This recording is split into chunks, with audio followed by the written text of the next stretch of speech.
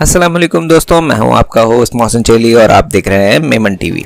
دوستوں، آج کی اس ویڈیو میں ہم آپ کو دنیا کے سب سے زیادہ آبادی والے شہر ٹوکیو لے کے چلتے ہیں۔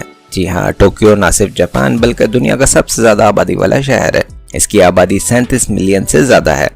ٹوکیو جاپان کا دارالحکومت ہے اور اس کا مطلب ہے مشرقی دارالحکومت۔ ٹوکیو میں دنیا کا مصروف ترین ریلوے اسٹیشن شنکجو ہے، جو کہ روزانہ 20 لاکھ سے زائد مسافروں کو ہینڈل کرتا ہے۔ ٹوکیو میں دنیا کا سب سے اونچا free standing tower Tokyo sky tree ہے، جو 634 میٹر کی بلندی پہ کھڑا ہے۔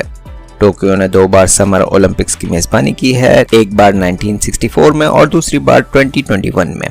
ٹوکیو دنیا کے سب سے زیادہ زلزلے کے شکار شہروں میں سے ایک ہے، جہاں ہر سال ایوریجلی 1500 زلزلے آتے ہیں، یعنی ایوریجلی روزانہ 4۔ یہی وجہ ہے کہ یہاں کی عمارتوں کے اسٹرکچر کو زلزلہ پروف بنایا جاتا ہے۔ ٹوکیو میں دنیا کی سب سے بڑی مچھلی مارکیٹ سوکجی مارکیٹ ہے، جہاں روزانہ 2000 ٹن سے زیادہ سی فوڈ کی تجارت ہوتی ہے۔ ٹوکیو میں ایفل ٹاور کی طرح ٹوکیو ٹاور بنایا گیا ہے، جو 1958 میں مکمل ہوا۔ جاپان کے شہنشاہ کی رہائش گاہ امپیریل پیلس بھی ٹوکیو میں ہی ہے۔ ٹوکیو اپنی الیکٹرانک مصنوعات کے لیے مشہور ہے اور دنیا کی جدید ترین ٹیکنالوجی کی تیاری کے لیے جانا جاتا ہے۔ ٹوکیو کئی عالمی شہرت یافتہ عجائب گھروں کا گھر ہے، جن میں Tokyo national museum, national museum of western art اور موری آرٹ میوزیم شامل ہیں۔ ٹوکیو ڈزنی لینڈ اور ٹوکیو ڈزنی سی جاپان کے 2 مقبول ترین تھیم پارکس ہیں، جو سالانہ لاکھوں سیاحوں کو اپنی طرف کھینچتے ہیں۔ ٹوکیو دنیا کے ان چند شہروں میں سے ایک ہے جہاں کچرے کو ری سائیکل کرنے کا بہت بڑا سسٹم ہے۔ یہاں کا تقریباً 80% کچرا ری سائیکل ہوتا ہے۔ تو ناظرین، بات کرتے ہیں یہاں کی کچھ عجیب و غریب روایت کی۔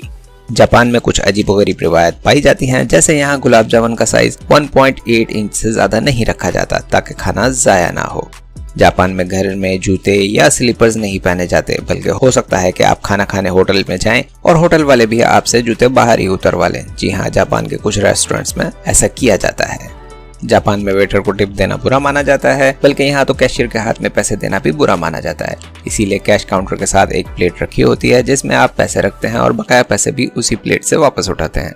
اگر آپ نے اپنے جسم پہ کوئی ٹیٹو بنوایا ہے تو یہاں اس ٹیٹو کو چھپا لیں، ورنہ پولیس آپ کو کرمنل سمجھے گی، کیونکہ یہاں جسم پر ٹیٹو کرمنل کی نشانی مانی جاتی ہے اور یہاں کے کرمنل جسم پر ٹیٹو کو بہت پسند کرتے ہیں۔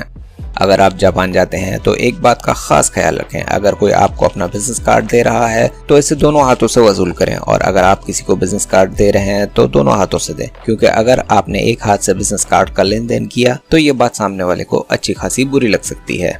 تو یہ تھی ہماری آج کی ویڈیو، امید ہے آپ کو پسند آئی ہوگی۔ اپنی رائے سے ہمیں کمنٹ میں ضرور آگاہ کریں اور ہماری حوصلہ افزائی کے لیے میمن ٹی وی کو ضرور سبسکرائب کریں اور بیل کے آئیکن کو دبانا نہ بھولیں۔